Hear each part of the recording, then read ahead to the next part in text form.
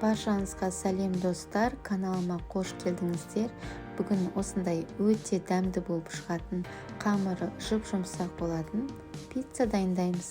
Ол үшін бізге жылы су, тұз, қант, ашытқы, ұн және де сұйық май керек. Ең алдымен қамырын жасап аламыз. Жылы суға тұз саламыз, қант, ашытқымызды қосып, жақсылап араластырамыз. Бетін жауып 15 минутқа жылы жерге қойып қоямыз. Мінекей апарамыз дайын болды. Енді үстіне ұнды міндетті түрде еліктен өткізіп салатын боламыз.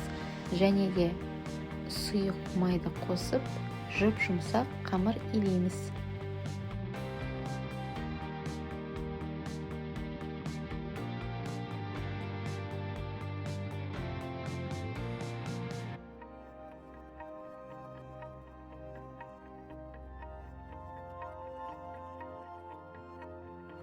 Енді қамырдың бетін жауып 40 минутқа жылы жерге қойып қоямыз. Қамырымыз жақсы болып көтерілді. Осы қамырдан 2 үлкен пицца шығады.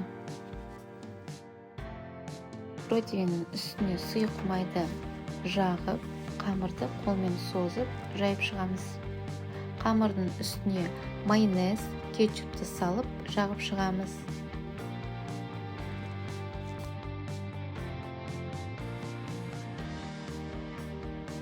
Енді үстіне колбасаны салып, алдын ала қызып тұрған пеште 180 градуста 25 минуттай пісіріп аламыз.